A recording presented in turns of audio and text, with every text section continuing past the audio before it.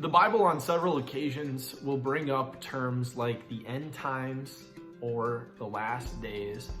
And so the question comes up, what does the Bible mean when it's talking about those things? Of course, the entire book of Revelation is written about the end times or the last days.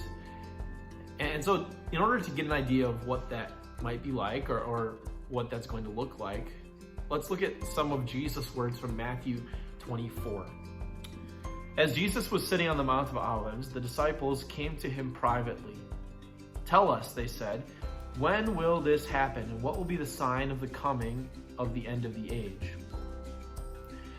Jesus answered, "Watch out that no one deceives you, for many will come in my name claiming I am the Christ and will deceive many. You will hear of wars and rumors of wars, but see to it that you are not alarmed. Such things must happen, but the end is still to come.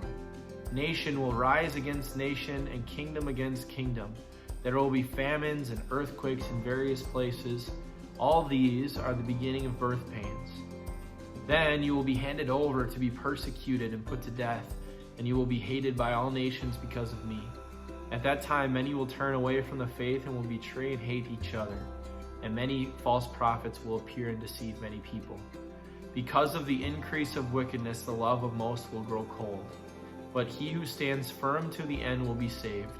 And this gospel of the kingdom will be preached in the whole world as a testimony to all nations, and then the end will come."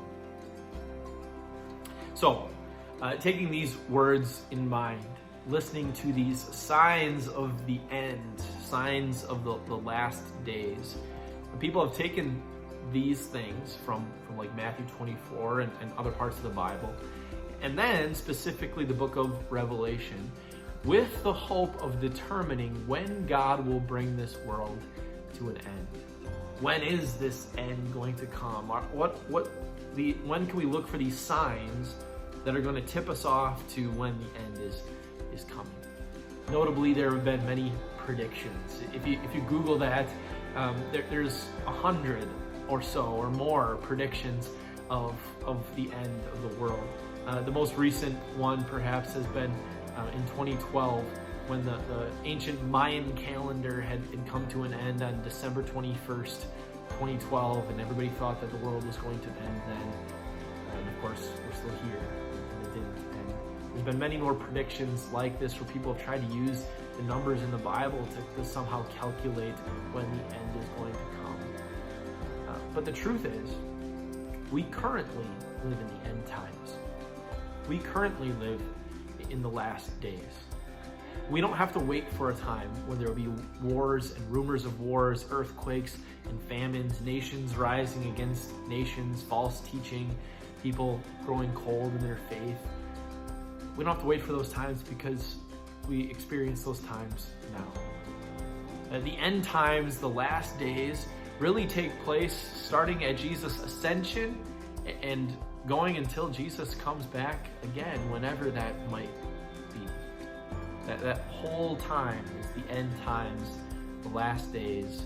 We're going to continue to see wars and rumors of wars and famines and earthquakes. We'll continue to see those as we continue to live in the last days, the end times. But these are reminders. These are reminders that this world is perishing.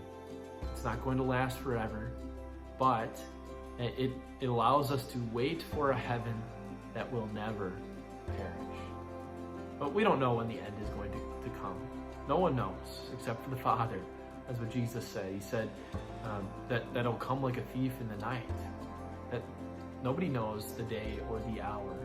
And so, in the meantime, instead of trying to predict the end, which God already told us that no one knows, we are to live our life connected to Jesus and connected to His Word, so that we are ready to meet Him, so that we know His gospel of grace before He comes back again, and so we can be with Him in person, seeing Him with our own eyes someday in heaven. May God bless you as you continue to live in the end times, the last days. May God bless you as you continue to read the book of Revelation. that you might read it for what it is meant to be read for comfort and for truth. Not to predict the end, but to give you comfort and to encourage you to stay connected to the Word until the end.